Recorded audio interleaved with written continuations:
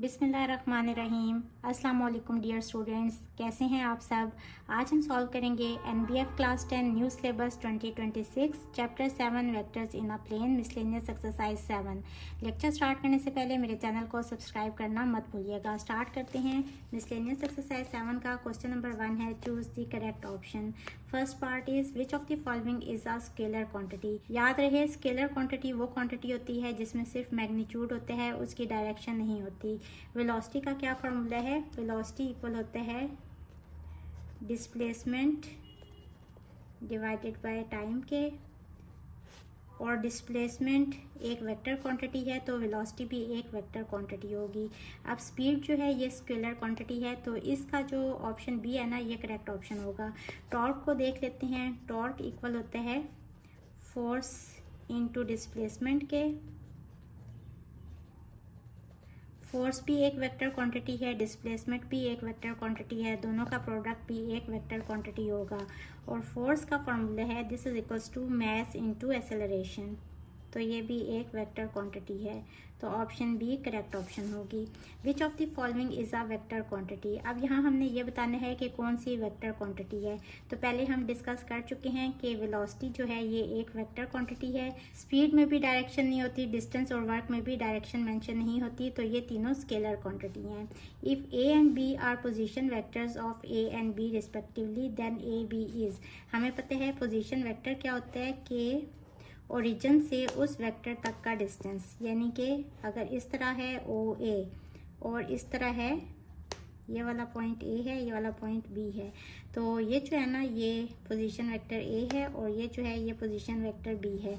तो ए B is, ये हम किस तरह से लिखते हैं कि जो सेकंड नंबर पे होता है ना इसमें से इसके पोजीशन वेक्टर को माइनस करते हैं, यानी कि बी माइनस ए, तो option c is correct option. Next है which of the following is not a symbol of a vector. Vector का कौन सा सिंबल नहीं होता। तो हमें पता है कि वेक्टर को हम 2-3 तरीकों से लिख सकते हैं। अगर ए एक वेक्टर है तो वेक्टर को हम ऐसे भी लिख सकते हैं, वेक्टर को हम इस तरह से नीचे एक लाइन डाल के इस तरह से भी लिख सकते हैं, और वेक्टर को हम बोल्ड लेटर के तौर पे भी लिख सकते हैं। और ये जो है ना ये रिप्रेजेंट करते हैं वेक्टर के मैग्नीट्यूड को। तो कौन सा वेक्टर का सिंबल नहीं है, option D. If OP equals to -6, 7, then minus OP is equal to, इसमें सिंपल हम क्या करते हैं कि OP वेक्टर गिवन है -6 और 7, तो एक स्केलर क्वांटिटी -1 दोनों तरफ मल्टीप्लाई कर देते हैं, तो ये हो जाएगा -OP equals to minus into -6 7, ये हो जाएगा +6 और -7। So option c is the correct option. Next है if u equals to -5i + 12j then u magnitude is equal to. हमें पता है कि जब भी हमने मैग्नीट्यूड फाइंड करना होता है तो हम क्या करते हैं कि स्क्वायर रूट लेते हैं, i वाले कंपोनेंट का स्क्वायर करते हैं और प्लस करते हैं j वाले कंपोनेंट का स्क्वायर करके इस तरह से, तो ये हो जाएगा 25 + 144 this is equals to √169 which is equals to 13, तो ऑप्शन डी करेक्ट ऑप्शन होगी। नेक्स्ट है given that u is any vector. u कोई भी एक वेक्टर है, हम लेट कर लेते हैं कि u ये वाला वेक्टर है जो इसके पिछले वाले पार्ट में है। ये सिर्फ मैं आपको समझाने के लिए बता रही हूँ, ठीक है। Which of the following is true. अगर तो हम u का मैग्नीट्यूड लें, ये हमने इसके फर्स्ट पार्ट में लिया है यानी पिछले वाले पार्ट में, तो फर्स्ट टर्म i वाले कंपोनेंट का स्क्वायर हो जाते हैं प्लस j वाले कंपोनेंट का भी स्क्वायर हो जाते हैं, ये हो जाएगा 25 + 144 इक्वल्स टू √169 इक्वल्स टू 13। अब अगर हम u वेक्टर को नेगेटिव साइन से मल्टीप्लाई करते हैं, यानी इस वाले वेक्टर को -1 से हमने मल्टीप्लाई करना है, तो यहाँ हो जाएगा माइनस माइनस +5i और यहाँ प्लस माइनस -12j। अब अगर यहाँ देखें तो हमने नेगेटिव साइन से मल्टीप्लाई करने के बाद हमने इसका मैग्नीट्यूड लेना है, तो इसका भी मैग्नीट्यूड ले लेते हैं। ये हो जाएगा फर्स्ट टर्म i कंपोनेंट का स्क्वायर प्लस j कंपोनेंट का स्क्वायर यानी कि -12 का स्क्वायर, 25 + 144, तो इसी तरह से ये सॉल्व होगा, इसका आंसर भी 13 आ जाएगा। यानी कि देखें जब हमने नेगेटिव साइन से मल्टीप्लाई किया ना, जब हम उसका मैग्नीट्यूड लेते हैं तो नेगेटिव साइन का भी जब स्क्वायर हो जाते हैं तो आंसर वही वाला आ जाता है जो पहले आया है, तो इस केस में ना ऑप्शन ए करेक्ट ऑप्शन होगी। नेक्स्ट वाले पार्ट्स को भी चेक कर लेते हैं कि यहाँ है u मैग्नीट्यूड, ये हमने फाइंड किया है, और u मैग्नीट्यूड को फिर नेगेटिव साइन से मल्टीप्लाई किया है बाद में, मैग्नीट्यूड लेने के बाद। तो इसको अगर हम नेगेटिव साइन से बाद में मल्टीप्लाई करें तो इसका आंसर आएगा -13 विच इज इक्वल्स टू -13। तो ये जो है ये इसके इक्वल नहीं होगा। नेक्स्ट पार्ट में देखें कि u मैग्नीट्यूड है, ये हमने लिया हुआ है, ठीक है, और -u मैग्नीट्यूड है, ये हमने लिया हुआ है। अगर दोनों को ऐड करें तो इसका आंसर 0 नहीं आता, इसका आंसर आएगा 26, और u मैग्नीट्यूड इक्वल्स टू 0। ये पॉसिबल नहीं है, ये सिर्फ तब ही पॉसिबल होगा जब i कंपोनेंट भी 0 होगा और j कंपोनेंट भी 0 होगा, यानी कि एक नल वेक्टर होगा। तो इस केस में ऑप्शन ए करेक्ट ऑप्शन होगी। The unit vector of the vector u equals to 6i + 10j - 2j is. यहाँ हमने यूनिट वेक्टर फाइंड करना है। सबसे पहले u वेक्टर को लिख लें कि 6i है, और j वाले कंपोनेंट 2 उन्होंने दिए हुए हैं, तो इसको हम सिंप्लीफाई कर लेंगे। +10 - 2 इज +8j। इसके बाद हमें इसका यूनिट वेक्टर लेना आना चाहिए।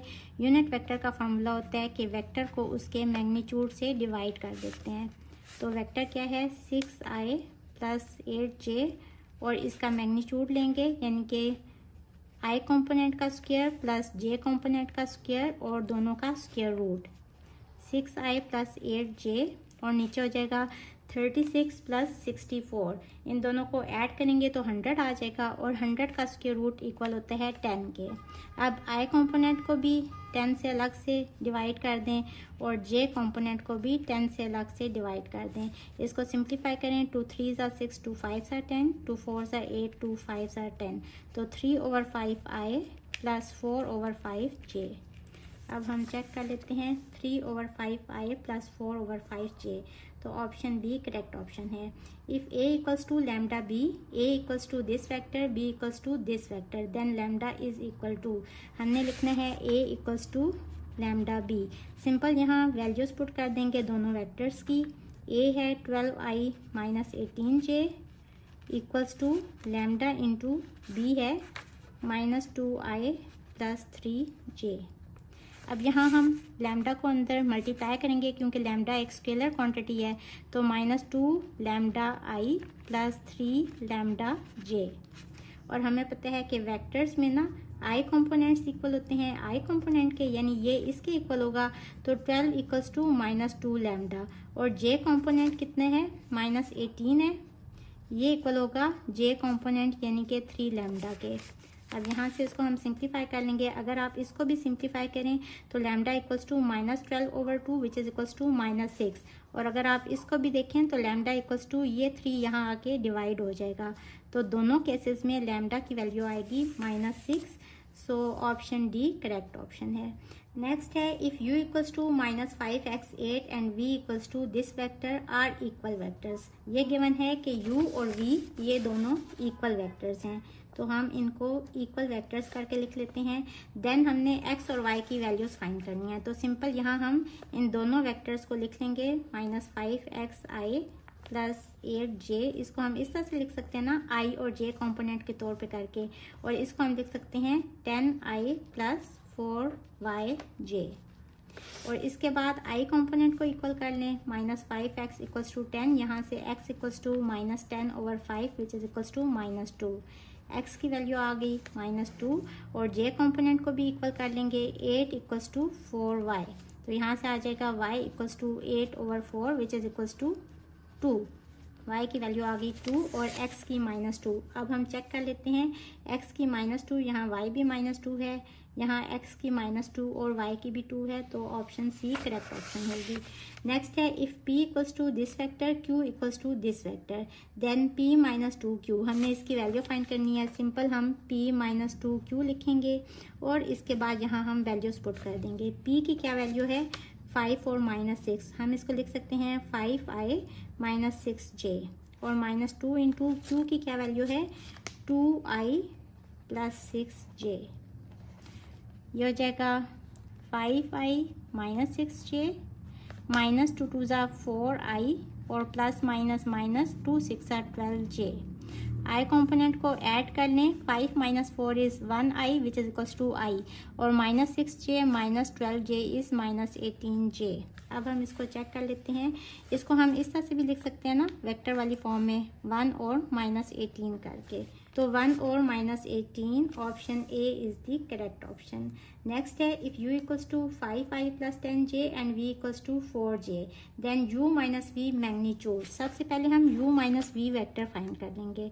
u - v, u है 5i + 10j और नेगेटिव साइन के साथ v वेक्टर है 4j।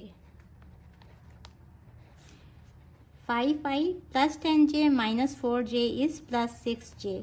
इसके बाद हमने इसका मैग्नीट्यूड फाइंड करना है। तो सिंपल हम इसका मैग्नीट्यूड किस तरह से लेते हैं, उसी तरह से i कंपोनेंट का भी स्क्वायर हो जाते हैं और j कंपोनेंट का भी स्क्वायर। 6 square is 36। इसको सिंप्लीफाई करेंगे √61, so option B correct option होगी। नेक्स्ट है, which of the following vectors represents a position vector. कौन सा वेक्टर पोजीशन वेक्टर को रिप्रेजेंट कर रहा है। हमें पता है पोजीशन वेक्टर जो है ना, ये ओरिजिन से स्टार्ट होता है, यानी कि इस पॉइंट से स्टार्ट होता है। तो OP एक पोजीशन वेक्टर होगा, ऑप्शन ए। लास्ट है जी, what type of a quadrilateral ABCD is if AB equals to 2/3 DC। ये जो MCQ है ये आपके प्री बोर्ड वाले पेपर में भी आया है। 2/3 DC, 2/3 को अगर आप सिंप्लीफाई करें तो this is approximately equals to 0.8 DC। यानी कि अगर हम DC को 0.8 से मल्टीप्लाई करें तब ये इक्वल आएगा AB के।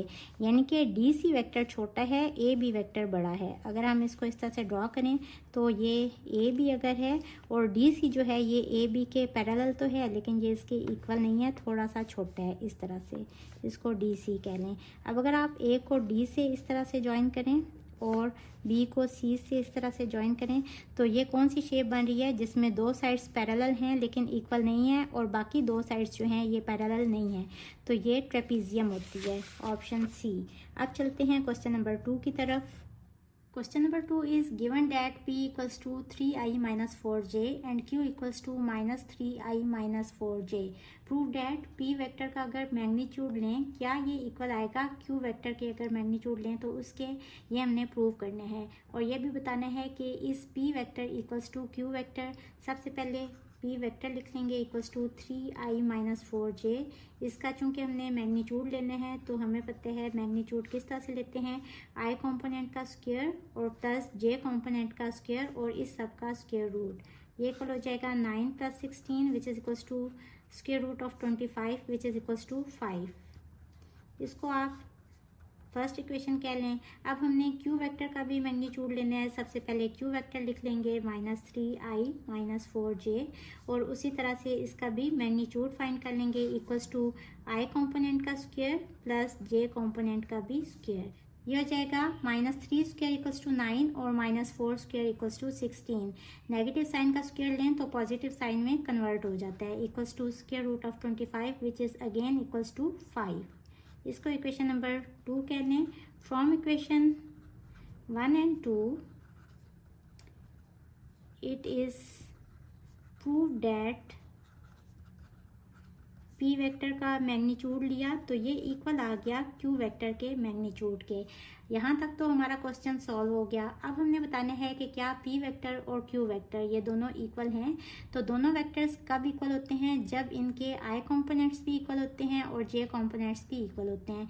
लेकिन यहाँ देखें i कंपोनेंट इक्वल नहीं है, यहाँ 3i है, यहाँ -3i है और यहाँ j कंपोनेंट दोनों का इक्वल है। तो हम लिखेंगे since i component of both vectors are not equal, so both vectors are not equal। और यहाँ आप लिख भी दें कि P vector is not equals to Q vector. अब चलते हैं क्वेश्चन नंबर 3 की तरफ। Question number 3 is if A equals to this vector and B equals to this vector, then find the value of x if A plus 2B whole magnitude equals to 6। सबसे पहले हम A plus 2B vector find कर लेंगे। This is equals to A vector लिखेंगे plus 2 into B vector लिखेंगे। A vector की value क्या है 2i - 4j और B वेक्टर क्या है -2i + xj। इसके बाद चूँकि ये जो 2 है ये एक स्केलर क्वांटिटी है तो इसको अंदर मल्टीप्लाई कर देंगे। ये हो जाएगा प्लस माइनस माइनस 2 टू ज़ा 4i और प्लस 2xj। i कंपोनेंट को सिंप्लीफाई करेंगे, 2i minus 4i is minus 2i और j कंपोनेंट में से क्या करेंगे कि 2 कॉमन ले लें। अगर 2 इंटू यहाँ रह जाएगा x और यहाँ -2 और साथ में j लिख लें। अब हमें पता है कि according to the given condition a plus 2b equals to 6, तो यहाँ हम इस वेक्टर का मैग्नीट्यूड ले लेंगे। ये मैग्नीट्यूड है ना, मैग्नीट्यूड किस तरह से लेते हैं कि i कंपोनेंट का स्क्वायर और प्लस j कंपोनेंट का भी स्क्वायर, इसका होल स्क्वायर हो जाएगा इक्वल्स टू 6। इसके बाद देखें अगर मैं इसको ओपन करती हूँ ना तो यहाँ फार्मूला यूज़ होगा a minus b whole square वाला, तो यहाँ एक्स स्क्वायर वाली टर्म आ जाएगी। उसको सिंप्लीफाई करना थोड़ा मुश्किल हो जाएगा क्योंकि हमने x की वैल्यू फाइंड करनी है। तो अपनी आसानी के लिए हम क्या करेंगे कि taking square on both sides, ताकि स्क्वायर रूट जो है ना ये ख़त्म हो जाए।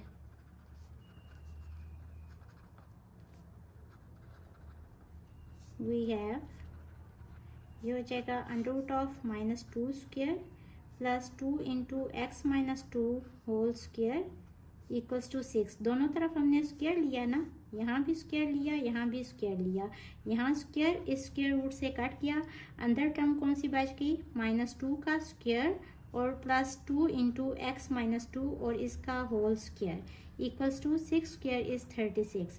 इसको ओपन कर लें, ये आ गया 4 और यहाँ 2 स्क्वायर इज़ 4 और बाकी सब ना फिर मैं अगेन एज इट इज़ रहने दूंगी इक्वल्स टू 36। इस 4 को इस साइड पे ले आए, 4 into x minus 2 whole square equals to 36 minus 4 which is equals to 32। ये 4 यहाँ आके डिवाइड हो जाएगा तो x minus 2 whole square equals to 32 over 4 simplify हो रहा है equals to 8। X minus 2 whole square equals to 8। Again अगर मैं इसको ओपन करूंगी तो यहाँ फार्मूला यूज़ होगा a minus b whole square equals to a square minus 2ab plus b square, यानी कि अगेन यहाँ एक्स स्क्वायर वाली टर्म इन्वॉल्व हो जाएगी और मैं चाहती हूँ कि किसी तरीके से वैसे ही x की वैल्यू फाइंड कर लें हम। तो हम क्या करेंगे, taking square root on both sides. तो यहाँ स्क्वायर स्क्वायर रूट से कट जाएगा ना, इसीलिए मैंने दोनों तरफ स्क्वायर रूट लिया है। यहाँ स्क्वायर स्क्वायर रूट से कट किया, यहाँ रह गया x माइनस 2 और 8 को हम लिख सकते हैं 2 इंटू 2 इंटू 2 करके, यानी कि 2 2 को इकट्ठा कर दें, 2 स्क्वायर इंटू 2। जब इसका स्क्वायर रूट लेंगे तो स्क्वायर स्क्वायर रूट से कट जाएगा, ये वाला 2 बाहर आ जाएगा और साथ में स्क्वायर रूट ऑफ 2 आ जाएगा। इस तरह से आ गया। अब इस 2 को इस साइड पे ले आए, x इक्वल्स टू 2 और प्लस माइनस, ये प्लस माइनस के साथ है ना, 2 अंडर रूट ऑफ 2। एक आंसर ये भी आ गया। इस तरह से भी आप x की वैल्यू लिख सकते हैं और या फिर आप ऐसे भी कर सकते हैं कि 2 कॉमन ले लें, अंदर आ जाएगा 1 plus minus under root of 2। दोनों तरह से आपका आंसर ठीक है। बुक में जो आंसर गिवन है वो गलत आंसर है, ये आपका करेक्ट आंसर है। Question number 4 is in triangle OAB OA equals to A vector, OB equals to B position vector and M is the midpoint of OA। M जो है ये OA वेक्टर का मिड पॉइंट है। Right the following vectors in terms of A and B। हमने इन vectors को A और B की terms में लिखने हैं। OM वैसे तो हम इसको लिख सकते हैं ना M माइनस O करके, या फिर अगर आप देखें तो ये गिवन है कि M जो है ये मिड पॉइंट है OA का। तो मिड पॉइंट हम किस तरह से फाइंड करते हैं, हम सिंपल क्या करते हैं, ये O जो है ना ये ओरिजिन होता है ना, यानी 0 0 पॉइंट होता है और ये जो है ये पोजीशन वेक्टर A है, तो इसमें प्लस ये करते हैं और डिवाइडेड बाय 2 करते हैं और 0 जो है वो इसमें ऐड होगा तो ये A वेक्टर ही आ जाएगा डिवाइडेड बाय 2। तो OM वेक्टर जो है ना वो A ओवर 2 के इक्वल आ जाएगा। या फिर आप इसको इस तरह से भी कर सकते हैं कि OM जो है ना ये किसके इक्वल है, half of length of OA, क्योंकि ये गिवन है कि M जो है ना ये मिड पॉइंट है OA का, तो OM इस लेंथ का हाफ होगी, हाफ ऑफ OA, और OA गिवन है this is equals to A vector. तो इस तरह से भी आप इसको लिख सकते हैं। ये इसका फर्स्ट पार्ट सॉल्व हो गया। अब हमने AM फाइंड करना है। ए एम फाइंड करना है। देखें अगर हमने एम ए फाइंड करना होता ना तो ये डायरेक्शन और ओ ए डायरेक्शन ये सेम डायरेक्शन होती, तो एम ए इक्वल होता half of length of O A के। लेकिन अब हमने क्या फाइंड करना है, ए एम फाइंड करना है। तो ए एम इक्वल होगा, चूंकि ये डायरेक्शन ऑपोजिट है ना, इस साइड पे है, तो हम लिखेंगे minus half of length of O A vector. और ओ ए जो है ये गिवन है क्वेश्चन में ही, ये इक्वल है ए वेक्टर के, तो इसका आंसर आ जाएगा -1/2 ए वेक्टर। या फिर आप इस तरह से भी कर सकते हैं कि ए एम किसके इक्वल होता है, एम माइनस ए वेक्टर के, ओ एम माइनस ओ ए, इसको हम लिखते हैं इस तरह से। और ओ एम हम फाइंड कर चुके हैं 1/2 ए, और माइनस ओ ए कितना है, ए वेक्टर। इसका एलसीएम ले लेंगे, ये हो जाएगा a minus 2a, this is equals to a minus 2 is -1, तो -1/2a। दोनों तरह से आपका आंसर ठीक होगा। अब हमने फाइंड करने हैं बी एम फाइंड करना है। अगर तो आप इसको वेक्टर वाली ज़बान में देखें तो चूंकि हमने बी एम फाइंड करना है ना इस तरह से, तो बी एम की कौन सी डायरेक्शन होगी, ये है बी और ये है एम, तो बी एम की डायरेक्शन इस तरह से होगी। अब देखें ओ ए की डायरेक्शन तो इस तरह से जा रही है, ये वाली डायरेक्शन इस तरह से है, ये मैंने ना ए एम की डायरेक्शन लिखी थी इस तरह से, इस तरफ से।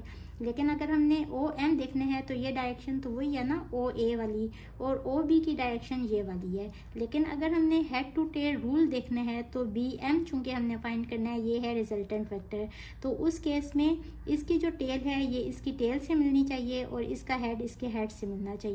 तो यहाँ से ना ओ बी की डायरेक्शन को हमें रिवर्स करना पड़ेगा, ऑपोजिट करना पड़ेगा, क्योंकि वैसे तो इसकी डायरेक्शन इस तरफ से है यूं करके, तो उस केस में ये है बी पोजीशन वेक्टर के इक्वल। लेकिन जब इसकी डायरेक्शन ऑपोजिट होगी तो इस केस में ये -b हो जाएगा। बी एम ये इक्वल है B M equals to B O plus O M B O equal है -b पोजीशन वेक्टर के, क्योंकि ओ बी जो है ये पोजीशन वेक्टर बी के इक्वल है, ये गिवन है। तो इसकी जब हमने डायरेक्शन जो है ये ऑपोजिट की, बी ओ किया, तो ये -b के इक्वल आ गया। और ओ एम हम फाइंड कर चुके हैं इक्वल्स टू 1/2 ए, तो इसको आप इस तरह से भी लिख सकते हैं 1/2 ए और -b पोजीशन वेक्टर इस तरह से, तो ये इसका आंसर आ गया। या फिर आप इस तरीके से भी कर सकते हैं कि बी एम इक्वल है, सबसे पहले हमने दूसरे वाला लिखना होता है ओ एम और फिर पहले वाला माइनस साइन के साथ -OB। ओ एम इसके फर्स्ट पार्ट में हम फाइंड कर चुके हैं। अगर तो पेपर में ये वाला पार्ट ना आया हो तो उस केस में आपने पहले ओ एम फाइंड करना होगा इस तरीके से, लेकिन चूंकि यहाँ हमने फाइंड किया हुआ है तो इसका रिजल्ट हम यहाँ एज इट इज़ यूज़ कर सकते हैं। और -OB कितना है, बी वेक्टर के। दोनों तरह से देखें आंसर आपका सेम आ रहा है, चाहे तो आप इस तरीके से करें या चाहे तो आप इस तरह से कर लें। अब हमने फाइंड करने हैं ओ बी प्लस बी ए। ओ बी तो गिवन है बी वेक्टर के और बी ए हमने फाइंड करना है, बी ए हमने फाइंड करना है। अब अगर मैं इस वाली डायग्राम को देखूं, इस वाली डायग्राम को,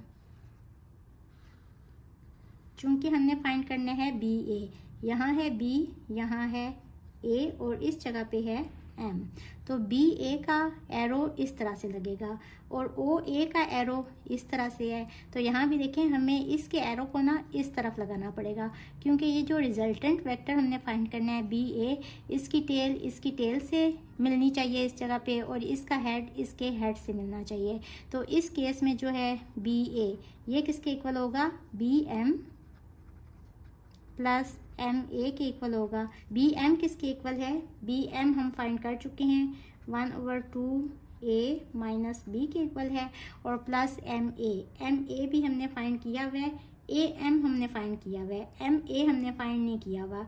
एम ए जो है ना ये half of length of O A है, तो इसको आप लिख सकते हैं plus half of length of O A, 1/2 A minus b plus 1/2 A.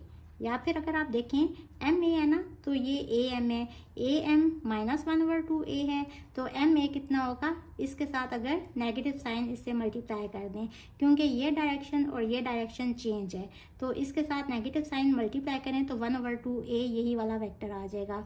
1/2a और ये वाला 1/2a, हाफ और हाफ मिलके हो जाएगा पूरा 1 और माइनस b। ये तो आंसर आ गया बी ए का। अब हमें चाहिए ओ बी प्लस बी ए। ओ बी किसके इक्वल है? वेक्टर बी के इक्वल है, और प्लस बी ए की जगह पे हम ये लगाएंगे वैल्यू, बी वेक्टर और माइनस बी वेक्टर, ये दोनों कट के, तो इसका आंसर आ गया ए वेक्टर। अच्छा, इसका आसान तरीका भी है, वो भी मैं आपको बता देती हूँ। ओ बी प्लस बी ए, ओ बी की जगह पे सिंपल इसकी वैल्यू पोजीशन वेक्टर बी लगा देंगे, और बी ए जो है ना ये किसके इक्वल है? सेकंड वाला वेक्टर ए है ना, तो ओ ए और माइनस ओ बी इसके इक्वल है। इस तरह से हम लिखते हैं, बी वेक्टर प्लस ओ ए कितने हैं? ओ ए भी गिवन है ए, और माइनस ओ बी यानी कि माइनस बी। अब इसको ओपन करें, बी वेक्टर प्लस ए माइनस बी। इस तरीके से भी वही आंसर आएगा जो आपने यहाँ सॉल्व किया है। एनीवेज आपकी मर्ज़ी है, चाहे आप किसी भी तरीके से क्वेश्चन को सॉल्व करें, लेकिन आपकी अंडरस्टैंडिंग होनी चाहिए कि कहाँ नेगेटिव साइन आएगा और कहाँ पॉजिटिव साइन आएगा। होप स्टूडेंट्स आपको आज के लेक्चर की बहुत अच्छी समझ आ गई होगी। जाने से पहले मेरे चैनल को सब्सक्राइब करना मत भूलिएगा। इसके साथ ही मुझे दें इजाज़त। अल्लाह हाफिज़।